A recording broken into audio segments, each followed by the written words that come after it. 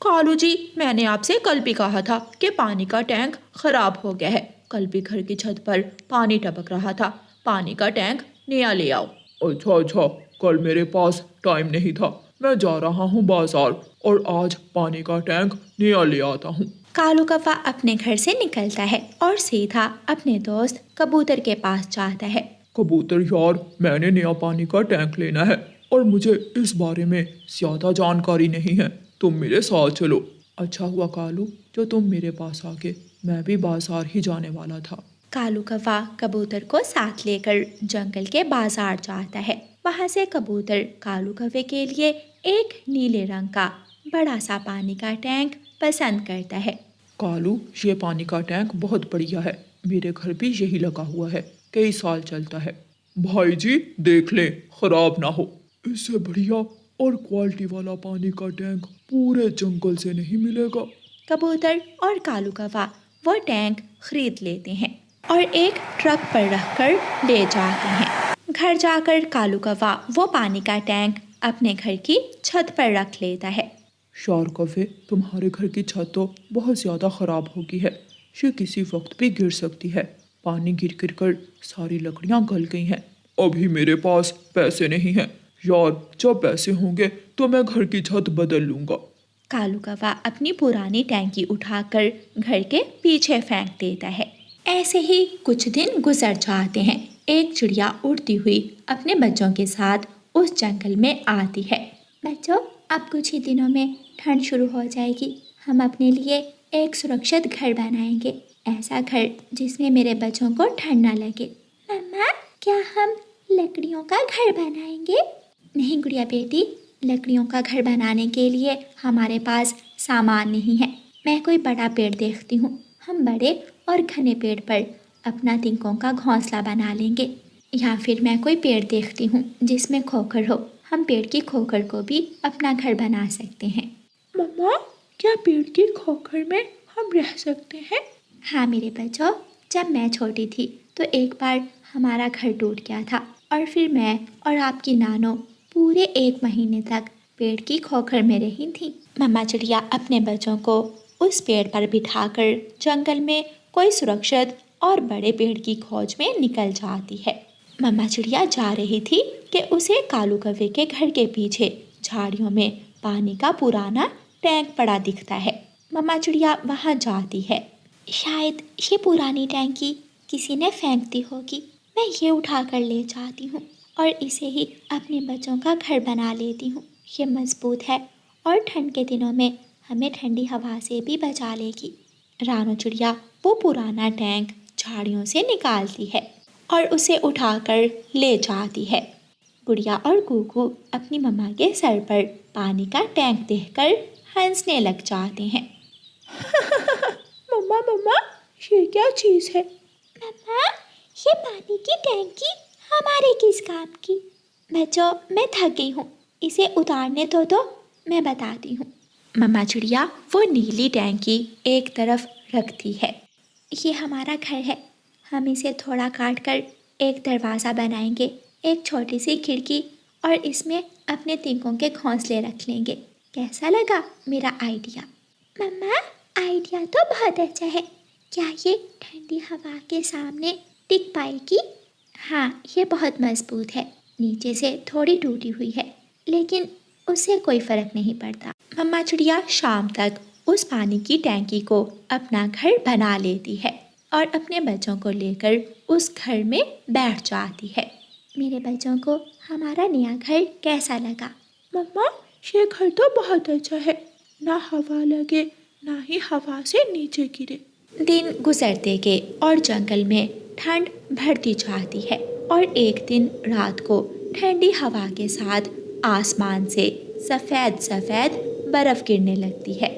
लेकिन ऐसे मौसम में रानू चिड़िया को कोई चिंता नहीं थी, क्योंकि वो सुरक्षित थी। कौवे अपने घर में बैठे हुए थे। कालू जी, घर की छत पहले ही कमज़ोर थी, ऊपर से बर्फ़। कालू जी, ऐसा ना हो कि हमारे घर की छत गिर जाए। चिंता ना करो, मैं कुछ दिनों तक छत बदल दूंगा। कौवे जंगल घूमने जाते हैं तो अपनी पानी की टैंकी एक पेड़ के ऊपर पड़ी देखकर वहाँ चले जाते हैं। गोरी गोरी, ये तो वो पानी की टैंकी है जो मैंने झाड़ियों में फेंक दी थी। बेचारे किसी पक्षी ने इसे अपना घर बना लिया। थोड़ी तेज हवा चली तो ये घर टूट जाएगा। कौवे उड़ते हैं, मैदान में बर्फ को खोदकर दाना निकालते हैं, सूखे पेड़ से एक मीठा फल ढूंढकर खाते हैं और वापस जाते हैं। कौवे जब अपने घर वापस पहुंचते हैं तो उनके होश उड़ जाते हैं, क्योंकि उनका घर पूरी तरह टूट चुका था। उनके घर की छत गिरने से पूरे का पूरा घर टूट जाता है। पानी का टैंक भी घर के नीचे दब जाता है। सब खत्म हो जाता है। दोनों कौवे रोने लग जाते हैं। कालू जी, ये क्या हुआ? मैंने तुमसे कहा भी था कि घर की छत बदल दो। तुमने छत ना बदली और अब हमारा पूरा घर ही टूट गया। ऐसे ठंडे मौसम में बिना घर के हम कहाँ जाएंगे? हम तो मर जाएंगे। रात हो जाती है। गोरी कौवी कालू कौवे से कहती है, कालू जी, मेरे पास एक उपाय है। हम उस पक्षी से अपनी पुरानी टैंकी वाला घर वापस ले लेते हैं और उसे भगाकर उस टैंक के बने हुए घर पर कब्जा कर लेते हैं। ये तो बहुत अच्छा उपाय है, चल मेरे साथ। गोरी कौवी और कालू कौवा उड़ते हैं। गोरी कौवी प्लास्टिक के छोटे से दरवाजे पर दस्तक देती है। रानू चिड़िया झांक कर बाहर देखती है। जी बताएं, कौन है आप? हम इस पानी वाले टैंक के मालिक हैं। चल बाहर निकल चिड़िया, ये घर खाली कर। अब हम इसमें रहेंगे। ऐसा ना करें, मैं इतनी ठंड में कहाँ जाऊंगी। झूठ मत बोलो, ये तो मैं झाड़ियों से उठा कर लाई थी। मैंने ही ये टैंकी झाड़ियों में फेंकी थी। अब मुझे जरूरत पड़ी तो मैं वापस लेने आ गया हूँ। ये झूठ है, ये झूठ है। अच्छा, अगर नहीं विश्वास तो मैं अभी गवाह लेकर आता हूँ जिसके सामने मैंने ये टैंकी फेंकी थी। कालू कौवा जल्दी से उड़ता है और कबूतर के पास जाता है। कालू कौवा कबूतर को सारी बात बताता है और कबूतर को अपने साथ ले आता है। कबूतर, बताओ इस चिड़िया को। बहन, मुझे आपसे हमदर्दी है, लेकिन ये पानी का टैंक इन कौवों का ही है। मेरे सामने कालू कौवे ने ये पुराना टैंक झाड़ियों में फेंका था। रानू चिड़िया रोने लग जाती है। मैंने मेहनत से इसे काट कर अपना घर बनाया। अब मुझे इसकी ज़रूरत थी तो आप मालिक बनकर आ गए। ठीक है, मैं जा रही हूँ, मैं जाती हूँ। रानू चिड़िया अपने बच्चों को लेकर वहाँ से निकल जाती है। गोरी कौवी और कालू कौवा उसकी टैंकी के घर में जाकर बैठ जाते हैं। रानू चिड़िया बेघर हो जाती है। रात बहुत ज़्यादा ठंड थी। रानू चिड़िया एक पेड़ की डाल पर बैठी हुई थी। वो रात रानू चिड़िया बहुत मुश्किल से गुजारती है और सुबह होने पर कौवों के टूटे हुए घर के पास जाती है। रानू चिड़िया घर की लकड़ियाँ अलग करती है और उन लकड़ियों को एक साथ जोड़कर एक छोटा सा लेकिन बहुत ही सुंदर सा घर बना लेती है। रानू चिड़िया लकड़ियों से घर बनाना तो जानती थी, लकड़ियाँ भी उसे मिल गई थी, इसलिए रानू चिड़िया का काम जल्दी हो जाता है। मेरे बच्चों, ये घर उस घर से भी ज़्यादा मजबूत और गर्म है। आपकी नानो भी इसी तरह लकड़ियों के घर बनाया करती थी। चिड़िया के बच्चे बहुत खुश थे और उन्हें अपनी मम्मा पर गर्व था। चिड़िया अपने बच्चों को घर छोड़कर दाना लेने जाती है। कौवे जब चिड़िया का नया घर देखते हैं तो हैरान हो जाते हैं। कालू जी सच ही कहते हैं कि किसी की अक्ल चुराई या छीनी नहीं जा सकती। वो टैंकी हमने कबाड़ समझकर फेंक दी। चिड़िया ने उसे अपना घर बना लिया और अब जो घर हमने टूटा समझकर छोड़ दिया था, चिड़िया ने उसी घर की लकड़ियों को जोड़कर सुरक्षित घर बना लिया। कौवे अपनी गलती पर शर्मिंदा थे और रानू चिड़िया की अक्ल पर गर्व महसूस कर रहे थे। प्यारे दोस्तों, मुश्किल वक्त में परेशान और घबराने की बजाय उसका हल तलाश करें, क्योंकि अगर हम अक्ल का इस्तेमाल करें तो मुश्किल का हल निकल ही आता है। और प्यारे दोस्तों, इस कहानी को लाइक, अपने दोस्तों के साथ शेयर और चैनल को सब्सक्राइब करना बिल्कुल मत भूलना। आपका धन्यवाद। दूर किसी जंगल में माँ चिड़िया, पापा चिड़िया और उनके 2 बच्चे खुशियों भरा जीवन गुजार रहे थे। उनके पास घर था, दाना था और वो सब एक साथ थे और रिश्तों में प्यार था। रानो, काश ऐसा होता कि वक्त रुक जाता और मैं हमेशा अपने बच्चों के लिए ऐसे ही दाना ढूंढ कर लाता और मेरे बच्चे ऐसे ही मेरे आने पर खुश होते। वक्त रुकता नहीं है, गुजर जाता है। इसलिए जो समय मिला है उसका एक एक लम्हा, एक एक पल खुशियों से गुजारो। हमने यही सीखा है और यही हम अपने बच्चों को सिखाएंगे। पापा, आज फिर आपने उदासी की बातें शुरू कर ली। आज तो आपने वादा किया था कि आप आज हमें लाल गुलाब के फूल दिखाने लेकर जाएंगे और मैं वहाँ फूलों पर आने वाली तितलियाँ देखूंगा। मैं तितलियों से दोस्ती करूंगा, मैं खेलूंगा तितलियों से। अब चलें कुकू के पापा, गर्मियों का मौसम है, दोपहर को धूप तेज हो जाएगी और उड़ना मुश्किल हो जाएगा। हाँ, पहले हम नदी से पानी पीते जाएंगे। फिर वो सब अपने घर से निकलते हैं और जंगल के ऊपर उड़ते हुए घर के पास वाली नदी पर जाते हैं। नदी का ठंडा ठंडा पानी तेजी से बह रहा था। वो सब जी भरकर ठंडा पानी पीते हैं।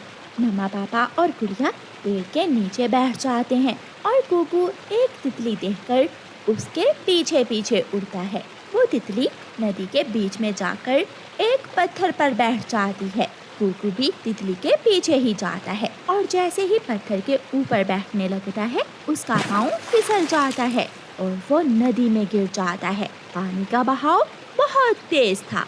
कुकू दूसरे ही लम्हे दूर निकल जाता है। वो पानी में बहता हुआ जा रहा था। उसके पंख भीग गए थे। माँ, मम्मा, पापा, मुझे बचाओ। मम्मा, कुकू भाई कहाँ है?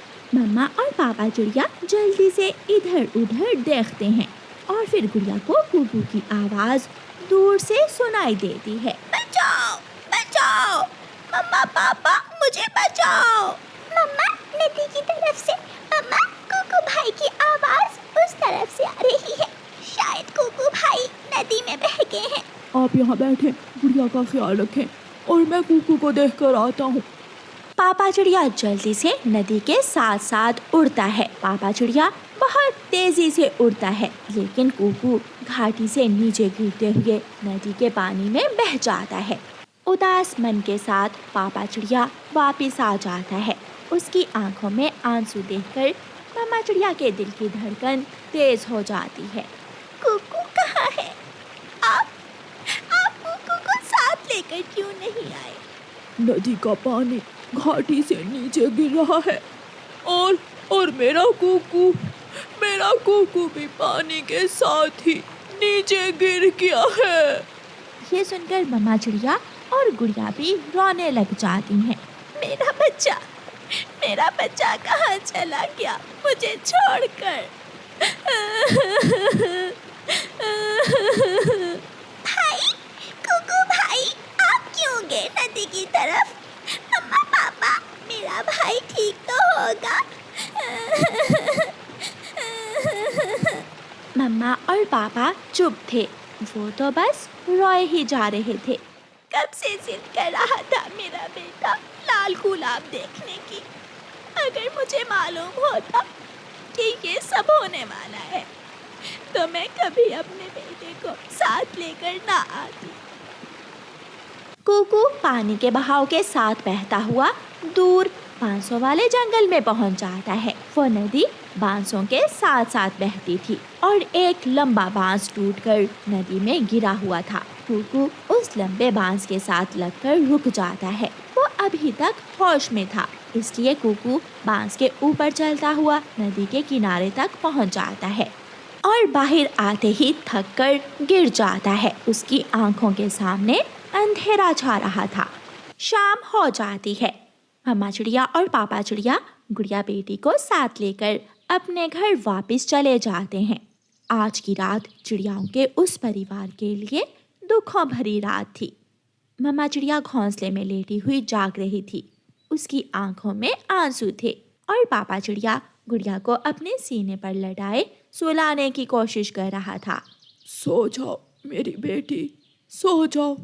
मैं कल जाऊंगा।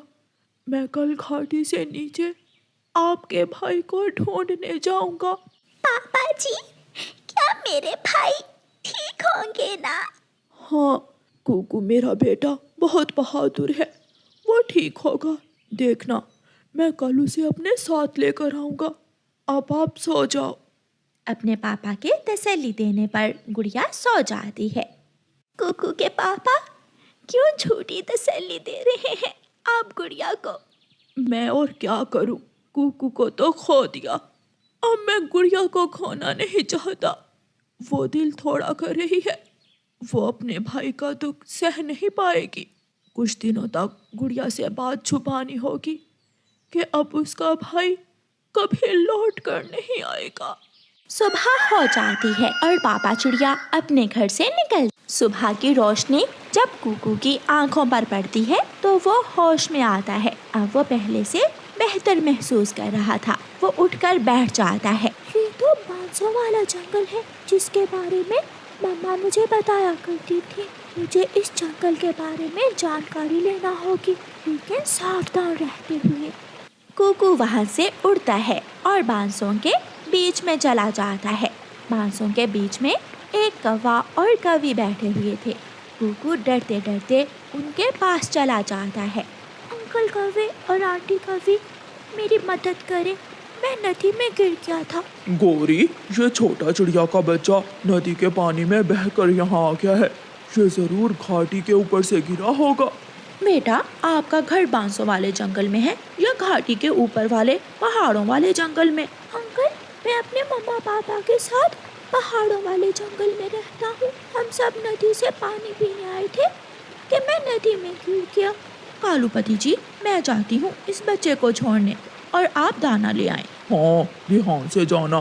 घाटी के ऊपर जाने के लिए तेज हवाओं से गुजरना होगा। फिर गौरी कवि कुकू को साथ लेकर उड़ती है। पापा चिड़िया घाटी से नीचे आता है। तेज हवाओं में उड़ना बहुत मुश्किल था। पापा चिड़िया नदी के साथ साथ उड़ता हुआ बांसों वाले जंगल तक पहुंच जाता है और वहां अपने बेटे को ढूंढने लगता है। गौरी कवि कुकू को साथ लेकर तेज हवाओं से गुजरती हुई घाटी के ऊपर पहुंच जाती है। कुकू और गौरी कवि नदी के साथ साथ उड़ते हैं। कुकू एक जगह जाकर रुक जाता है। आंटी आंटी, यही वो जगह है, यहाँ से मैं नदी में गिरा था। इस पत्थर से मेरा पाँव फिसला था। बेटा, क्या आपको आपके घर का रास्ता मालूम है? हाँ, हम उस तरफ से आए थे, मुझे याद है। फिर गौरी कवि कुकू को साथ लेकर उड़ती है और थोड़ी ही देर में वो कुकू के घर तक पहुंच जाते हैं। कुकू घर के दरवाजे पर दस्तक देता है। गुड़िया दरवाजा खोलती है तो गुड़िया की खुशी से चीख ही निकल जाती है। भाई, मम्मा, भाई कुकू आ गए हैं। मम्मा भी जल्दी से घर से बाहर आती है और अपने बेटे को गले से लगा लेती है। मम्मा, मैं घाटी से नीचे गिर गया था और कवि आंटी ने मेरी मदद की मुझे वापस लाने में। हम बांसों वाले जंगल में रहते हैं। आपका बेटा बहुत बहादुर है। ये उड़ता हुआ हमारे पास आ गया था। आपका बहुत बहुत शुक्रिया। आप अंदर आ जाएं। यहाँ क्यों खड़ी हैं? नहीं, अब मैं जाती हूँ, फिर किसी दिन कालू जी के साथ आऊंगी। गौरी कवि कुकू को छोड़कर वापस चली जाती है और वो सब अपने घर में चले जाते हैं। मम्मा, पापा कहाँ हैं? आपके पापा बहुत दुखी हैं, वो आपको ढूंढने गए हुए हैं। शाम को जब कुकू के पापा लौटकर घर आते हैं तो वो दुखी मन के साथ आकर बैठ जाते हैं। मम्मा चिड़िया कुकू को इशारा करती है और कुकू अलमारी के पीछे से निकलकर आता है और अपने पापा के कंधे पर बैठ जाता है। ये पापा चिड़िया के जीवन का सबसे बड़ा सरप्राइज था और वो अपने बेटे को सीने से लगा ले